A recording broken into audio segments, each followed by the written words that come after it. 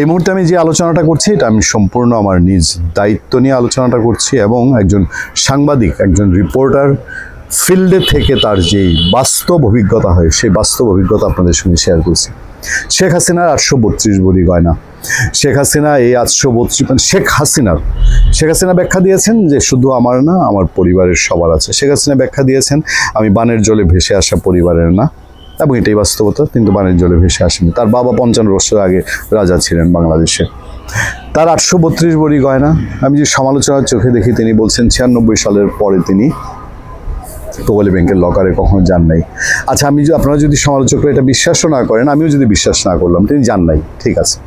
তো আমার একটা রিপোর্টার হিসাবে আমার একটা অভিজ্ঞতা আজকে আপনাদের সঙ্গে শেয়ার করা এই সময়ের প্রয়োজনে মনে হয় এটা মানানসই। তাই এই অভিজ্ঞতাটা আমি আপনাদের সঙ্গে স্মরণ করছি। বিএনপির প্রয়াত এবং সাবেক স্থায়ী কমিটির সদস্য এবং একসময় বিএনপির ডাকসাইটি নেতা, সারা বাংলাদেশে যতদিন বেঁচে ছিলেন তিনি খুব আলোচিত এবং ডাকসাইটি পরিবারের মানুষ সালাউদ্দিন কাদের চৌধুরী, সাকা চৌধুরী হিসেবে, যিনি সংক্ষেপে বলতে গেলে সাকা চৌধুরী বলতে হয়, আমাদের লিখতে হয়। সেই সালাউদ্দিন কাদের চৌধুরীর সঙ্গে 2008 সালে আমি যখন দেশ টেলিভিশনের রিপোর্টার, তখন প্রায় প্রতিনিয়ত, তখন বিএনপিতে তিনি স্থায়ী কমিটির সদস্য হননি, তিনি ভাইস চেয়ারম্যান ছিলেন আমার যতটুকু মনে পড়ে, এবং তিনি স্থায়ী কমিটিতে যাবেন, তাকে নেওয়া হয় কি হয় না এরকম একটা টানাপোড়েন চলছিল। কখনো মনে হয় যে তিনি স্থায়ী কমিটিতে চলে যাবেন, তার আবার একটা প্রতিপক্ষশক্ত গ্রুপ ছিল, তারা সালাউদ্দিন কাদের চৌধুরী যেন স্থায়ী কমিটিতে যেতে না পারেন সেটার জন্য একটা শক্ত লবি ছিল। কিন্তু তিনি খুব ঠোঁটকাটা মানুষ ছিলেন। বিএনপির ভেতরে কি হচ্ছে না হচ্ছে, বিএনপিকে যে একটা গ্রুপ সবসময় বসে থাকে, তখন তারেক রহমানকে যেভাবে হোক মিসগাইড করে বিএনপির মধ্যে দলের ফায়দা নিতে, আওয়ামী লীগের সাথে ব্যালেন্স করতে, আওয়ামী লীগের কাছ থেকে ফায়দা নিতে, এইটা সালাউদ্দিন কাদের চৌধুরী খুব অকপটে বলে ফেলতেন। এবং তিনি এই বিএনপিতে যে একটা ভাইয়া গ্রুপ তৈরি হয়েছে, এটা সালাউদ্দিন কাদের চৌধুরী রেগুলারলি বলতেন, মানে আনুষ্ঠানিক বলতেন ইন্টারভিউতে। এবং আমরা টেলিভিশন সাংবাদিকরা এবং পত্রিকার সাংবাদিকরা, আমার সাথের যারা সহকর্মী বন্ধু, তারা অনেকেই এখনও দেশে আছেন, কেউ কেউ দেশের বাইরে আছেন, তারাও নিশ্চয়ই শুনছেন। আমার সঙ্গে তখন একজন রিপোর্টার ছিলেন, আমি স্মরণ করতে চাই আমার সে সময়কার মানব জমিনের বিএনপি বিটের রিপোর্টার কাফি কামালকে। কাফি যদি আমার এই কন্টেন্ট দেখে থাকে, কাফি লন্ডনে আছে এখন। কাফি, আমি যদ্দূর মনে পড়ে কাফি সেদিন ছিল কিনা আমার সঙ্গে, বা আমার সঙ্গে একজন কেউ ছিল, আরও 2-1 ছিল, যাওয়া আসা করতেন রেগুলার। এবং সালাউদ্দিন কাদের চৌধুরী একটা সময়ে এই পেশাগতভাবেই তার সাথে কোনো একটা কারণে তিনি হয়তো আমার রিপোর্টিং পছন্দ করতেন, বা কোনো একটা কারণে, যদিও আদর্শিক, নীতিগত, পারিবারিক ব্যাকগ্রাউন্ড সব দিক থেকে সালাউদ্দিন কাদের চৌধুরীর যে দর্শন, আদর্শ রাজনৈতিক দর্শন, সেটার সাথে আমার ভিন্নতা ছিল, সম্পূর্ণই ভিন্নতা ছিল। আমার ইউনিভার্সিটি, কালচারাল লাইফ সব কিছুতেই একটা গ্যাপ থাকলেও পেশাগত জায়গায় এক হতে হতে উনি কোনো কারণে আমাকে পছন্দ করতেন। এমনও ঘটেছে যে ইফতার করতে বসছেন রমজান দিন, আমার নিউজ সামনে সালাউদ্দিন কাদের চৌধুরী তিনি একের পর এক ফোন করছেন। তার খুব রসালো কিছু বক্তৃতা ছিল, তিনি দেশ টেলিভিশনকে সবসময় বলতেন হিন্দুস্তান টেলিভিশন, মানে দেশ টেলিভিশন নিউজ শুরুর আগে কখনো সালাম দিত না, আসসালামু আলাইকুম শব্দটা বলতো না, এটা তিনি খুব ধরতেন যে এটা বোধ হয় ভারতীয় টেলিভিশন, এটা তার বক্তব্য ছিল। তিনি হিন্দুস্তান টেলিভিশন বর্ণনা দিতেন।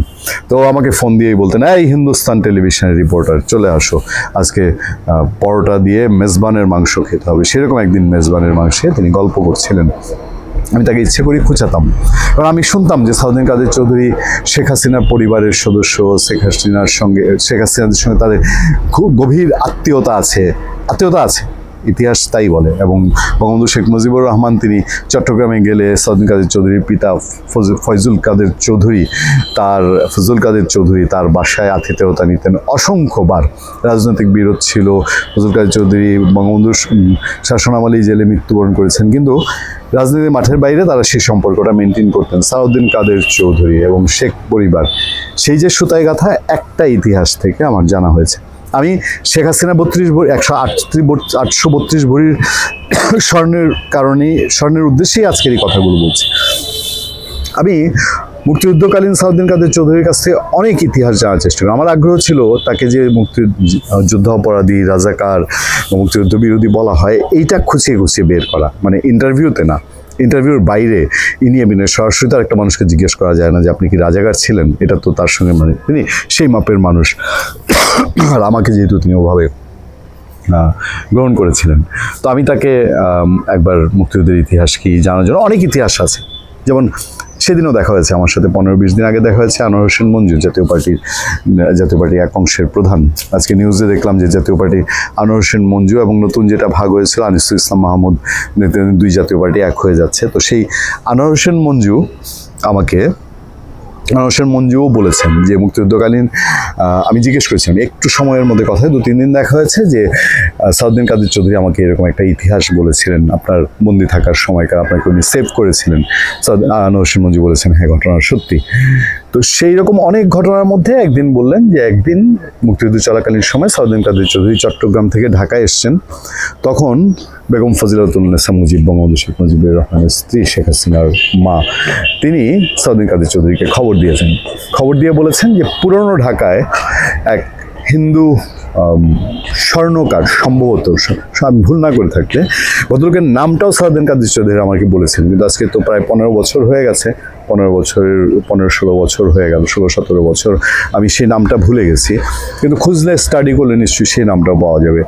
বলেন যে 25শে মার্চ যখন ক্র্যাকডাউন শুরু হলো, পাকিস্তান হানাদার বাহিনী যখন হামলা করলো, তখন বঙ্গবন্ধু পরিবারের সদস্যরা ধরে নিয়েছিলেন যে তাদের বাসা হয়তো লুটপাট হতে পারে, তাদের উপর আক্রমণ হতে পারে এবং তাদের স্বর্ণালঙ্কার, মূল্যবান স্বর্ণালঙ্কার লুটপাট হয়ে যেতে পারে। সে আশঙ্কা থেকে বেগম মুজিব তাদের পরিবারের সকলের স্বর্ণালঙ্কার পুরনো ঢাকায় তাঁতিবাজার এলাকায় সম্ভবত একজন সনাতন ধর্মাবলম্বী একজন হিন্দু ভদ্রলোকের কাছে জমা রেখেছিলেন। যুদ্ধের মাঝামাঝি সময়ে, কোন মাসটা সেটাও সালাউদ্দিন কাদের চৌধুরী আমার বলেছিলেন।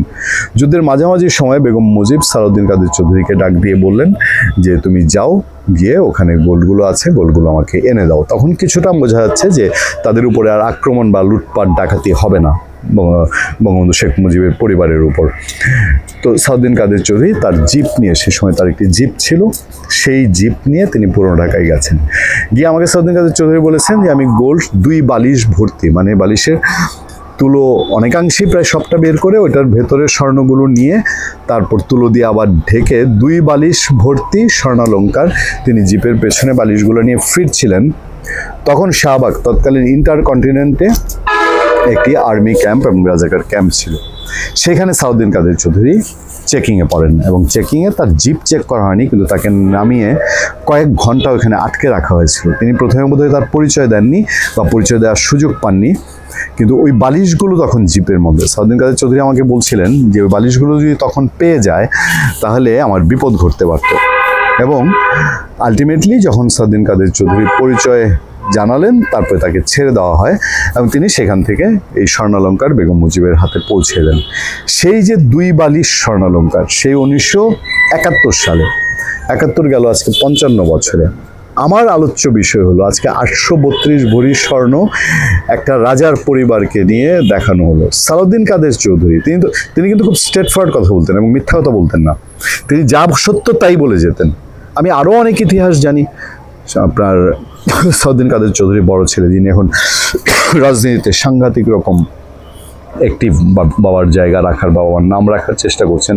হুমাম কাদের চৌধুরীর বিয়ের দাওয়াত দিতে গিয়েও কি অভিজ্ঞতা হয়েছিল সালাউদ্দিন কাদের চৌধুরী এবং তার স্ত্রীর, সেটাও সালাউদ্দিন কাদের চৌধুরী বলেছেন।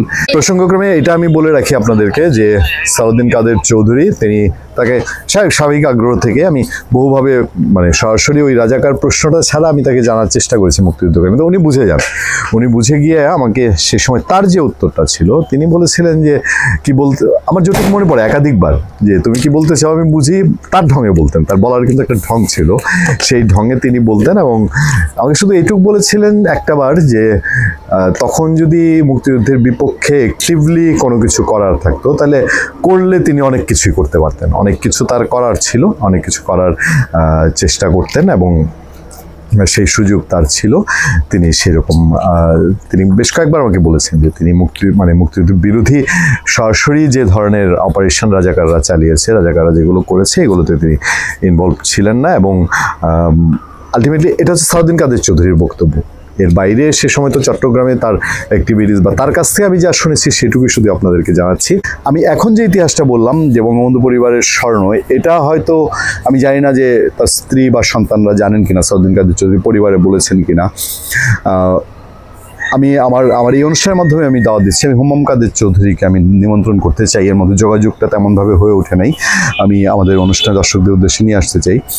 তো এর বাইরের এই ইতিহাস কি মিন করে যে সেই সময়েও স্বর্ণের পরিমাণ তো, এখন যদি আপনি 832 ভরি বলেন তো তখন তো সব ভরি স্বর্ণ তো ছিল। তারপরে পরিবারে এতগুলো বিয়ে শাদী গেল, শেখ হাসিনা, শেখ রেহানা, তাদের ভাইদের বিয়ে, তাদের নিজেদের বিয়ে, তাদের সন্তানদের বিয়ে, এবং এগুলো যদি শেখ হাসিনার হেফাজতে এক নামে থেকে থাকে, 832 ভরি স্বর্ণ কি খুব বেশি স্বর্ণ? এবং এইটা নিয়ে এই তেলিসমাতি কেন এই লকারই ভাঙতে হবে, এই লকার ভাঙা কতটা আইনত সঠিক হলো না বেঠিক হলো, এই প্রশ্ন উঠছে। এবং এরকম একটা পরিবারকে নিয়ে মানে রাজনৈতিক নোংরামির মানে যেই, আমি বারবারই বলি যে প্রপার যে শাস্তি, এটাকে পাশ কাটিয়ে নানান দিকে নানান বিষয়ে রাজনীতিকে বিতর্কিত করা, এইটাই যেন একটা এই সরকারের সময় বিচারের একটা ধারা হয়ে গেছে। ভালো থাকবেন, সুস্থ থাকবেন। আপনাদের সাথে আমি আতিক রহমান, পূর্ণিয়া।